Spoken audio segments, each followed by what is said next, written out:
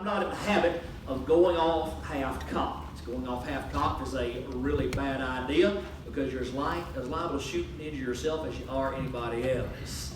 I'm in the habit of doing my homework, and I've got some of that homework up here, as you can see. Some of you may recognize some of these books. I've showed them to you before. I have got the Koran right here. I've got the Reliance of the Traveler, which is the classic manual of Islamic sacred law. I've got the 9-volume set of the Hadiths, the sayings and doings of Muhammad the Prophet. Sometime back, somebody online, all the trouble these days always starts online, doesn't it? Yep. So somebody online wanted to start an argument about Christianity and Islam, and he fancies himself to be a Muslim. Mind you, he's not a Middle Easterner. He's a full-blooded American, but he is somewhere along the line decided that he's a Muslim, and he was saying some things that just bore no resemblance to truth whatsoever. And he was trying to speak as if he were a Middle Easterner, and he got on there saying some very insulting things. And what it boiled down to was, "How dare you speak of something you don't know? Dost not thou know that I am Ahmed bin Ahmed?" This kind of thing right here. And I said, well, I'm not sure of much, I reckon, because I'm not Ahmed bin Ahmed, but I have read, and I started taking pictures and showed him, I've read this, and I've read this, and I've read this, and this, and showed him all the things that I read, and all of a sudden he didn't want to talk anymore. Yeah. Because simply, people don't know what they're talking about. Now, Isaiah 46 that we just read, there's a contrast that is drawn. Look at verse 1 again. God said, "Baal boweth down, Nebo stoopeth. Their idols were upon the beast and upon the cattle. Your carriages were heavy loaded. They were a burden to the weary beast." Baal and Nebo, as we'll see in a moment, were prominent Babylonian gods. Now look down into verse 9, where God said, "Remember the former things of old, for I'm God and there's none else. I'm God and there's none like me." Now Isaiah 46 was a prophecy. It was a word of encouragement to frightened and weary Jews going into captivity in Babylon. These people were about to be humbled and humiliated. Babylon would besiege them and carry them away.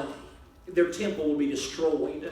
The vessels of the temple would be carried into the houses of idols hundreds of miles away in Babylon. The Babylonians would mock them and their helpless God, and they would view this overthrow as proof that their God was greater. But Isaiah, writing under the inspiration of God, looked ahead in time to the end of the 70-year captivity. He looked ahead to the time when mighty Babylon would have grown weak and rotted from within and would be amazingly overthrown by the Medes and the Persians. When that happened, there would be a bit of a replay of 70 years earlier. Isaiah 46:1 again says, "Baal boweth down, Nebo stoopeth, their idols were upon the beasts and upon the cattle, your carriages were heavy loaden, they were burdened to the weary beast." Baal was the chief deity of the Babylonians, their version of Baal. He was the Mac Daddy of their gods, as the young people would say today. Nebo was also one of their great gods, so much so that his name was incorporated into some of their greatest men, including Nebuchadnezzar. That's part of the name, Nebo. But when Babylon fell, those gods fell along with it. It's interesting, when Babylon conquered Israel, there were only vessels from the house of their God to carry away. Now that had to seem pretty odd to them. They looked around and didn't see any God to carry away, just the vessels of that God. You see, Israel's God was different. They didn't make him, he made them. He wasn't a dumb, dead idol. He was and is the living God. And when Babylon fell, the invaders, the Medes and the Persians, went into the Babylonian temples, picked up those massive golden-covered idols, and put them on carriages and on the backs of beasts to carry them away. And Isaiah saw through the Spirit those poor animals struggling under the load, carrying those lifeless gods away. Those gods were stooped and bowed, as Isaiah said. They'd been knocked off their pedestals. They were helpless to save anybody else, let alone themselves. Now, painting that picture, God had Isaiah turn the focus away from those dead idols to the living God, and he described him in his glory in verses 3 and 4. He said, "Hearken unto me, O house of Jacob, and all the remnants of the house of Israel, which are born by me from the belly, which are carried from the womb, and even to your old age I am he, and even to your hoar hairs, your white-headed years I will carry you. I have made and I will bear, even I will carry and will deliver you." That's him saying that others carried their God. Israel's God, our God, carried them. He said in verse 5, who will you liken me, make me equal, and compare me that we may be like? They lavish gold out of the bag, and weigh silver in the balance, and hire a goldsmith, and he maketh it a god. They fall down, yea, they worship. Others put gold on their God to make him shine. Israel's God, our God, is so glorious that no man can yet see his face and live. Verse 7 says, they bear him upon the shoulder, they carry him and set him in his place. He standeth, from his place shall he not remove. Yea, one shall cry unto him, yet can he not answer, nor save him out of his trouble. Other gods had to be set up in place. Israel's God, our God, made every one of those places. In fact, he made the space for every one of those places to exist in, and he made the time for that space and the matter to exist within. He's not like any other God you've ever known. Others have God they cry out to but cannot help them. We have a God that hears and helps when we cry. Because of all this, God said, don't you see the conclusion that's so obvious? I am God and there's none like me. There's simply nobody like our God. The Babylonians could claim all they like that their gods were greater, but they pretty much got that idea shattered when their gods got carried away on carts and animals. Now, there's a reason why I mention all that today. Today has been 18 years since Islamic terrorists hijacked planes and flew them into the World Trade Center and the Pentagon. And there was absolutely, undoubtedly, a phrase that all of them were shouting in the seconds before they did so. It's the phrase, Allahu Akbar. That's an Arabic phrase that means, our God is greater. It's been shouted by Islamic terrorists in attack after attack after attack in modern days on non-Muslims. They're taught to shout that phrase during jihad. It's a spiritual conflict to them. Each time they strike, their ultimate purpose is to prove the superiority of their God. They're much like the Babylonians, who are convinced that their gods were greater too, and they'll end up being just as disappointed as the Babylonians, because there has never been, nor will there ever be, anybody as great as our God. And I want to preach a little while on the subject, whose God is greater? And in our text, our God makes the blanket claim that He's the greatest. And He does so on the basis of the fact that He's created all things, and that His will is unchallengeable. He cannot be overridden. But Islam claims the same thing for their God, which goes by the name Allah. And they're wrong, but they claim it. So other than do a we say, they say thing, how can we decide whose God is greater? Well, we can decide based on the actual description the Bible gives of our God and the writings of Islam gives of theirs. We can also do so based on provable results given by each God, G, our God, capital G, and little g, other gods. So let's look through this. Let me teach some things tonight. First of all, our God is greater based on fulfilled prophecy. Now in our text, God made a fairly lofty claim. Look at verse 10. He said, declaring the end from the beginning, and from ancient times the things that are not yet done, saying, my counsel shall stand, and I will do all my pleasure. Now, among other things, this was God proclaiming that His unchallengeable greatness was in the fact that He could and would give detailed prophecies of things years into the future and have them come exactly to pass just as He said they would. And what real God couldn't do that? Now, to be fair, I'd like to begin by giving you the entire list of all the detailed, fulfilled prophecies in this book, the Koran. I've read this book multiple times, cover to cover. I know what prophecies are in here. So let me begin, again, by giving you all, the entire list. Everyone, I don't leave anything out because I want to be fair. I want to give you the entire list of detailed, fulfilled prophecies in this book, the Koran. So here we go. That was it. There are none. There are none. And I'm not saying this, again, because I got it off some Christian website. I'm saying because I've read it cover to cover multiple times. I'm saying this because even they know there are no detailed, fulfilled prophecies in it, and they've tried for centuries to deflect that very fair criticism. Their God never gave a single detailed, fulfilled prophecy in their most holy book. Not one. He wasn't able to do so. But what about our God?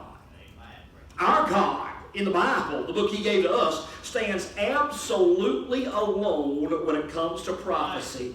He told the defeat of Persia 225 years ahead of time, Daniel 8:7. He told the early death of Alexander the Great 230 years ahead of time, Daniel 8:8. He told of Antiochus Epiphanes desecrating the temple 382 years ahead of time, Daniel 8:9 through 12. He told the birthplace of Jesus 710 years ahead of time, Micah 5:2. Christ alone in his lifetime fulfilled hundreds of them, Psalm 34:20. He keepeth all his bones, not a one of them is broken. That's fulfilled in John chapter 19, verse 30 through 36. That psalm was written 1,000 years ahead of time and fulfilled in detail. Psalm 22:8. They part my garments among them, cast lots for my vesture. Matthew 27:35 says that they crucified him and parted his garments, casting lots, that it might be fulfilled, which was spoken by the prophet. They parted my garments among them, and upon my vesture did they cast lots. Again, he said it 1,000 years before it ever happened, and it happened. How about this one, Isaiah 53:9? And he made his grave with the wicked and with the rich in his death, because he done no violence, neither was any deceit in his mouth. Matthew 27:57 through 60. When the even was come, there came a rich man of Arimathea named Joseph, who also himself was Jesus' disciple. He went to Pilate and begged the body of Jesus. Then Pilate commanded the body to be delivered. And when Joseph had taken the body, he wrapped it in a clean linen cloth and laid it in his own new tomb, which he had hewn out of the rock. And he rolled a great stone to the door of the sepulchre and departed. He said this 700 years before it happened, and it happened just like he said. How about this, which I'll introduce with a question? What sign did people from a distant country have to know to come looking for Jesus? A star. But how did they know? Numbers 24:17. I shall see him, but not now. I shall behold him, but not nigh. There shall come a star out of Jacob, and a scepter shall rise out of Israel. Nobody disputes the book of Numbers was written 1,500 years before Jesus, and it was exactly like he said it would be. How about Daniel 9:2? In the first year of his reign, I, Daniel, understood by books the number of the years whereof the word of the Lord came to Jeremiah the prophet, that he would accomplish 70 years in the desolations of Jerusalem. This was Daniel mentioning that he went and found a copy of the book of Jeremiah. He read it to find out how long the captivity would last. He read Jeremiah 25:11 through 12. He read Jeremiah 29:10. Both places said it would be 70 years of captivity, and he got it exactly right. Tell me, how would you or anybody else do at predicting exactly how long North Korea will be at war with South Korea? And yet, that's a simpler thing than what Jeremiah did. It's much simpler. Now, when faced with this, what do people try to do? They try to post-date all this. Oh, Jeremiah and Daniel were written years and years before that time. Well, a couple things here. First of all, not one single person who ever says that has ever produced even a scrap of evidence to support their claim. But secondly, do you realize all the ramifications of that claim? It would mean that either both the book of Daniel and the book of Jeremiah were frauds from the get-go, and that the man Daniel and the man Jeremiah were also frauds, or it would mean that Jeremiah the book and the man were real, and then were later changed by the fraud at Daniel and the fraud of the book he wrote. Those are the only options you've got. But think through that. If both the book of Daniel and the book of Jeremiah were frauds from the get-go, and the man Daniel and the man Jeremiah were also frauds, how did both of the books of both of the men come to be accepted by an entire race of people who lived through everything that he described? There's a word for that. It's called impossible. If somebody wrote a book today claiming that Jimmy Carter served 2 successful terms as president, beating Ronald Reagan when he ran against him, and that he was the president after Carter was Clinton, how many of you believe that? None of you. Why? Because you lived through it. You know that Carter had 1 very unsuccessful term, and that Reagan beat him. To God be glory. So you're not going to fall for the lie because you lived through the truth. So nobody's going to buy Daniel and Jeremiah as the truth when they lived through it, and yet they can be accepted as absolutely true. But here's what ought to really grab your attention. There is no attempt whatsoever to post-date anything in the Koran. You know why? Because there's nothing to post-date.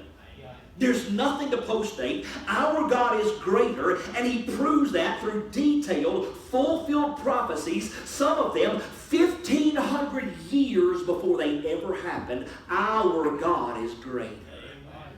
Our God is also greater, based on unexplainably divine intervention. Now, when I use that phrase, the first thing that pops into anybody's mind is miracles, like the parting of the Red Sea. And while our God is a God of true miracles like those, that's not what I mean here. You see, people can argue about those miracles and whether or not they ever happened. They did, but people will still argue. But what I mean is, we can look at certain things existing today that have no other explanation other than the God of the Bible. But once again, in fairness, let's begin with Islam. Because Islam is unquestionably a few things. It is huge, it is powerful, it is impressive, but pay attention, one thing it is not at all is unexplainable. In other words, we can look back at actual history from the inception of Islam until now, and all of it makes sense. All of it is absolutely predictable. This book, the Koran, Surah 9:5, says this: "But when the forbidden months are past, then fight and slay the pagans wherever you find them. Seize them, beleaguer them, lie in wait for them, in every stratagem of war." Raise your hand, please. You're them. You're the pagans. You're the ones that are supposed to be slain. Surah 5:51. "O you who believe, take not the Jews and Christians for your friends and protectors. They are but friends and protectors to each other, and he among you that turns to them for friendship is of them." So follow this. They started with a sword. They started with war. Muhammad was born in about AD 570 in Mecca. His father Abdullah died before he was born, and Amina, his mother, died when he was 6 years old. He grew up in the home of his uncle Abu Talib. When he became 25 years of age, he met and married a wealthy widow 15 years older than himself named Khadijah. That wealth gave him time to sit around and think and meditate and have a little bit of a life of luxury. So at age 40, he claimed that the angel Gabriel visited him and gave him a heavenly message. 3 years later, he was again visited by Gabriel, and throughout these and successive revelations, he supposedly was given the Koran. Well, the religion given to the world by Muhammad was monotheistic, believing only one God, and because the rest of the people around were very polytheistic, led them to be persecuted. Well, in 621, 12 men on their annual pilgrimage to Medina to worship the Kaaba shrine were proselyted by Muhammad and accepted his new religion. The next year, the group were even larger, began to be made up of people loyal to Muhammad to the point of death, and Islam had begun in earnest. But here's where it really got rolling. This fledgling group was despised by the leaders at Mecca. They moved to assassinate Muhammad. Yet Muhammad escaped, and his followers looked at this as a proof that he was from God. So in 622 in Medina, Muhammad managed to unify a region thoroughly divided. Yet because they'd been expelled from Mecca, they could no longer make the living they desired, so they therefore resorted to robbing caravans and justified it by claiming to be fighting in the name of Allah. In March of 624 at Badr, Muhammad and 300 men attacked a large caravan of merchants on their way to Morocco. They gained the equivalent of $50,000 in today's money. That gave them the money and the wealth to pursue even greater military conquest, and they quickly conquered almost everything in their path. In 630, he marched on Mecca with an army of 10,000 men, slaughtered everyone who resisted, became the undisputed ruler in the region. In other words, Islam began with a sword, grew with a sword, depends on the sword. Muhammad died on June the 8th, 632, but his belief system outlived him. The next four leaders of the new movement were referred to often as the four horsemen of Muhammad. It was under one of them, Abu Bakr, his father-in-law's leadership, that the oral revelations of Muhammad were written down and formalized into the Quran. This man also ensured that the only real religion in the entire Arabian Peninsula was Islam. After him came Umar. He conquered Syria, Iraq, Egypt, Persia. Under his rule, he captured Jerusalem, and they submitted to his rule. The third ruler after Muhammad was Uthman. He was unskilled and quickly assassinated. Muslims were then badly divided. Abu bin Talib, Uthman's son-in-law and a cousin of Muhammad, then took control. Aisha, the wife that Muhammad married young, we'll say more about her in a minute, she bitterly fought against him. Well, in 661, Ali was assassinated, and since that time, Islam has been divided between Ali's followers, the Shiites, and the traditional Muslims, the Sunnis. Well, after that time period, Islam began to be dissatisfied with what they conquered because, the entire world was still in front of them. So they began to move out with the idea of taking over the world. They conquered Afghanistan in 670, conquered the island of Rhodes in 672, laid siege to Constantinople in 677, conquered North Africa in 700, Spain in 711, Morocco in 722, and Damascus, Syria became the capital of the entire world. It was the sword from day 1 to day 2 to day 3 to year 100 to year 200 to year 2019. It has always been the sword that has given Islam its growth. You listen to me, the rise and success of Islam is understandable. You know why? Because nobody wants to die. And since all entire countries were given a choice to convert to Islam or be slaughtered, they chose to convert. And to make their success even more predictable, anybody choosing to lead is marked for death. Page 109 of the Reliance of the Traveler, this book right here, commands a Muslim who becomes an unbeliever to be put to death. Page 579 very bluntly says, whosoever voluntarily leaves Islam is killed. So you getting this? It makes perfect sense that a religion that says, you don't follow us, you're all going to die right here and now. And once you follow us, if you bail out, you're going to die right then and there. It makes perfect sense that that kind of religion will grow because nobody wants to die. Everybody wants to live as long as they can. So that's understandable. Islam is many things, but not understandable isn't one of those things. It is understandable that it grew like it did. It's humanly predictable. Are you following that? But there are two pretty huge things we find in the Bible and in modern day for which there's only one thing, the unexplainably divine, that we can attribute them to. First of all, there's this people called Israel. After the destruction of Jerusalem in 70 A.D., in the last stand of Masada, Israel was allowed to stay in the land for a while. But in A.D. 132, they rebelled against Rome again under a guy named Bar Kokhba, the son of the star, and Rome finally said, we are done with all of you. We're not putting up with this anymore. It took them 3 years to put down the rebellion, and by that time they were so disgusted that they banished all the Jews from the land of Israel. They changed the name of Jerusalem to Aelia Capitolina. They changed the name of Israel to Palestine. When it's referred to that way today, it is a bitter name because it was a Roman name given to insult them, since it was named after the name of their ancient enemies, the Philistines. They're told, you can't be here anymore. This isn't your land. You don't even get to have the name of it anymore. You stay out.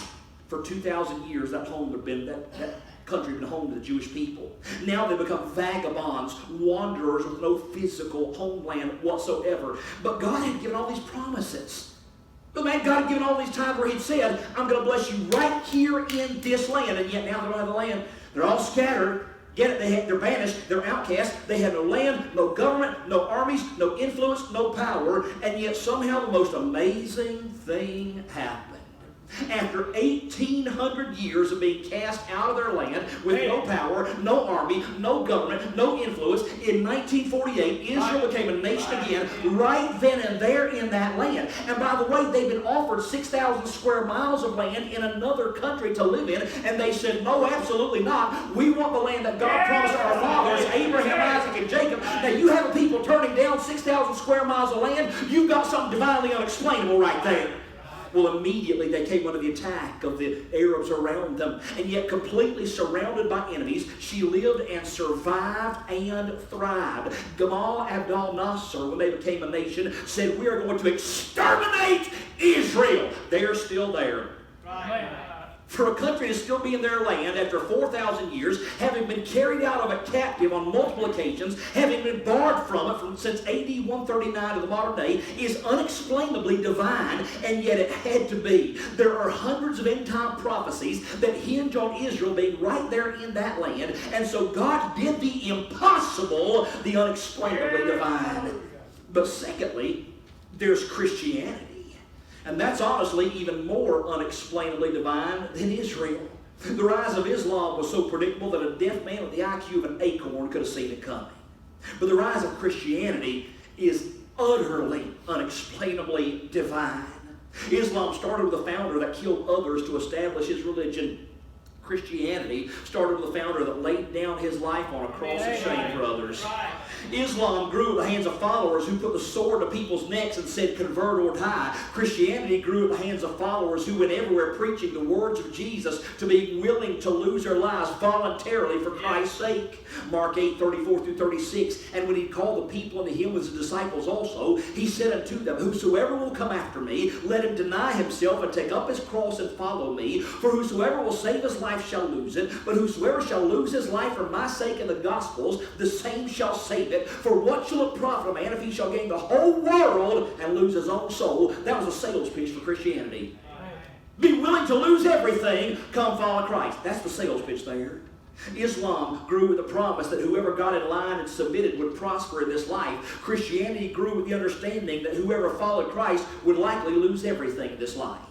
Islam grew with leaders who were respected and powerful because they were leaders in the religion. Christianity grew with leaders who gave us who gave up respectability to become what Paul called the offscouring of this world. Listen how we put it in 1 Corinthians chapter 4, verse 10 through 13. We are fools for Christ's sake, but ye are wise in Christ. We're weak, but ye are strong. Ye are honorable, but ye are despised. Even at this present hour we both hunger and thirst, and are naked, and are buffeted, and have no certain dwelling place, and labor, working with our own hands. Being reviled, we blessed. Being persecuted, we suffer it. Being defamed, we entreat. We are made as the filth of this world, and are the offscouring of all things unto this day.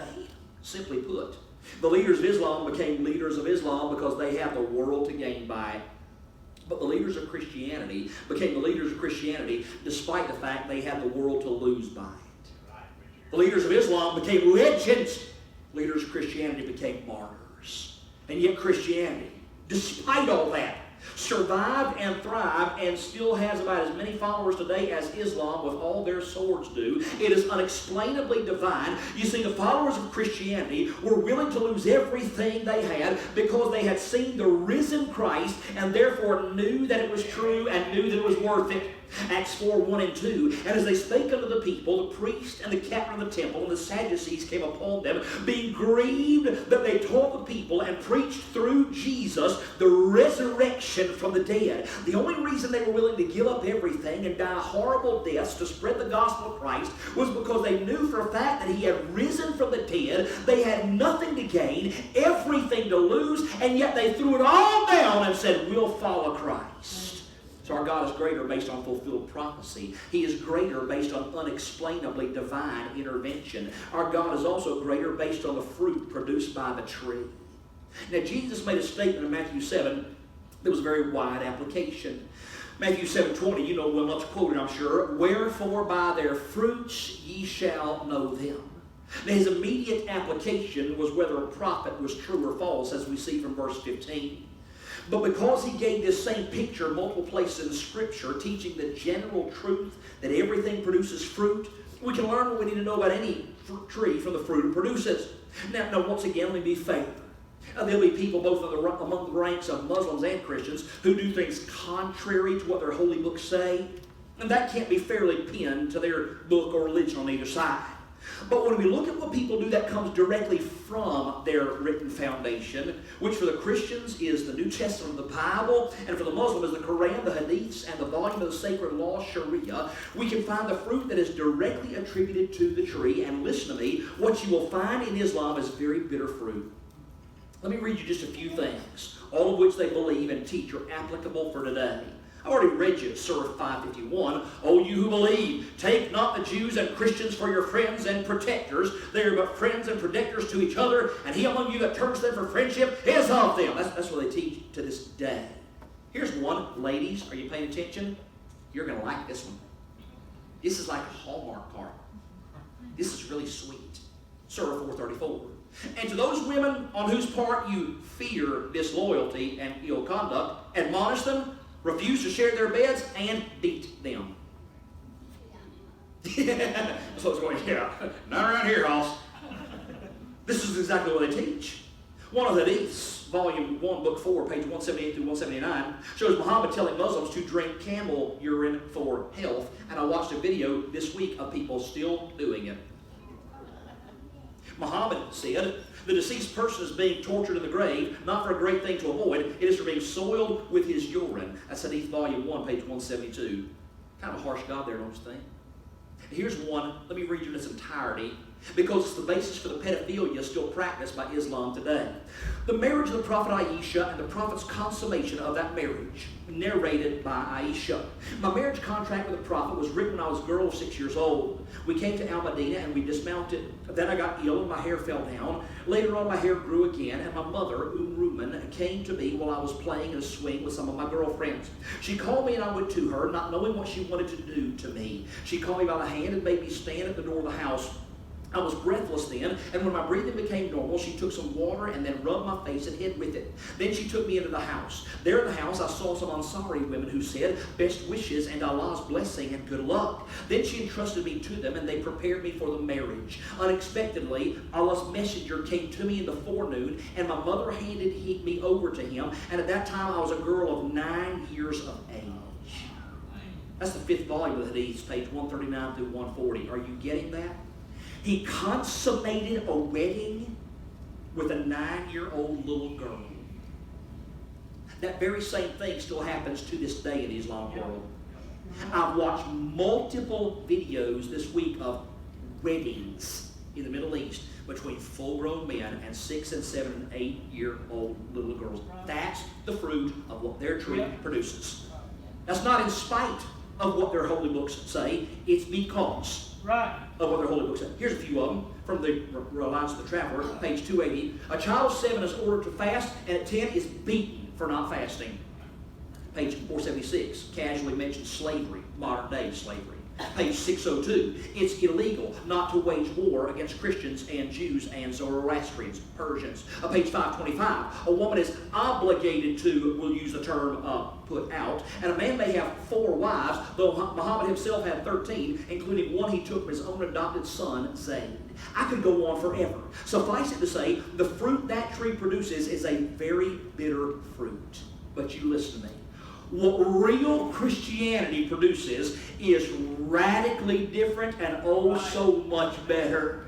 Matthew chapter 5 verse 1, and seeing the multitudes, he went up into a mountain, and when he was set, his disciples came unto him, and he opened his mouth and taught them, saying, Blessed are the poor in spirit, for theirs is the kingdom of heaven. Blessed are they that mourn, for they shall be comforted. Blessed are the meek, for they shall inherit the earth. Blessed are they which do hunger and thirst after righteousness, for they shall be filled. Blessed are the merciful, for they shall obtain mercy. Blessed are the pure in heart, for they shall see God. Blessed are the peacemakers, for they shall be called the children of God. Blessed are they which are persecuted for righteousness' sake, for theirs is the kingdom of God. Blessed are you, men shall revile you and persecute you and say all manner of evil against you falsely for my sake. Rejoice and be exceeding glad, for so persecuted they the prophets which were before you. Matthew 5:44. But I say to you, love your enemies, bless them that curse you, do good to them which hate you, and pray for them which despitefully use you and persecute you. There's a difference in the fruit that it produces. Practiced Islam produces people like Muhammad. Practiced Christianity produces people like Christ. And only one of those two said things like we read here in Matthew chapter 5. Only one of those two laid down his life for others instead of taking the lives of others. Only one of those two viewed women as something other than property solely for the pleasure of a man. Our God is greater based on fulfilled prophecy, unexplainably divine intervention, and the fruit produced by the tree. Our God's greater.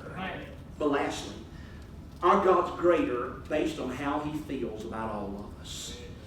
Hang with me on this. From the Koran, page 53, Surah 332. Obey God and the apostle. If they give no heed, truly, God does not love the unbelievers. In other words, are you ready? If you love him first, he'll love you back based on your love for him. But if you don't love him, he won't love you. How very different that is from the real God. 1 John 4:19. Say it with me. We love him because he first loved us. Romans 5:8. But God commendeth his love toward us, and that while we were yet sinners, Christ died for us. John 3:16. For God so loved the world that he gave his only begotten Son, that whosoever believeth in him should not perish, but have everlasting life. 1 John 2:2. And he is the propitiation for our sins, and not for ours only, but also for the sins of the whole world. 2 Peter 3:9. The Lord is not slack concerning his promise, as some men count without slackness, but is long-suffering to us. We're not willing that any should perish, but that all should come to repentance. 2 Corinthians 5:14 and 15. For the love of Christ constraineth us, because we thus judge that if one died for all, then we're all dead, and that he died for all, that they which live should not henceforth live unto themselves, but unto him which died for them and rose again. Amen. The writings of Islam teach that Allah is a harsh, angry God, ready to kill the unbelievers at a moment's notice, a God who's placed the entire responsibility of you getting to know and love Him on you. But the Bible teaches that the true God, our God, loved us before we ever even thought of loving Him. And He isn't an angry God looking for an excuse to end our lives. He's a kind and merciful God who laid down His own life so we wouldn't have to perish. The God of Islam doesn't love Christians, but the God of the Christians does love Muslims. He loves them so much that He died for them too, and extended them the same call to receive Him as He extended to Jews and Gentiles and barbarians. The God of Islam will give you a list of things you have to do in order to maybe earn your way into His good graces, and if you at any time stumble and fall, He'll cast you out without batting an eye. The God of the Bible took the entire handwriting of ordinances that was contrary to us out of the way, nailing it to His cross. The God of the Bible said in John 5:24, Verily, verily, I say unto you, he that heareth my word and believeth on Him that sent me hath everlasting life, and shall not come into condemnation, but is passed from death unto life. So whose God is greater? Whose God is greater? Our God is greater. We serve the Creator of this universe, the omnipotent, almighty, all-knowing, all-present God. We serve the God who loved us so much that He became flesh for us and dwelt among us. We serve the God who doesn't say, do this. We serve the God who hung between heaven and earth and said, it is finished. We serve the God who 3 days later came victorious out of the grave. We serve the God who calls men and women, boys and girls of all races equally to Him. We serve the God who takes hatred out of the human heart and replaces it with love, even love for our enemies. We serve the God who told our future to us when He said, I'm coming again to receive you unto myself, that where I am, there you may be also. So you who feel inclined, go ahead and celebrate victories over the infidels. Go ahead and rejoice in murder and violence. Go ahead and celebrate hating on Christians and Jews. It won't do you one bit of good. Go ahead and shout out, hey, your God is greater. It won't make it true. There's no God like our God. There's no God like our God. There's no God like our God. There's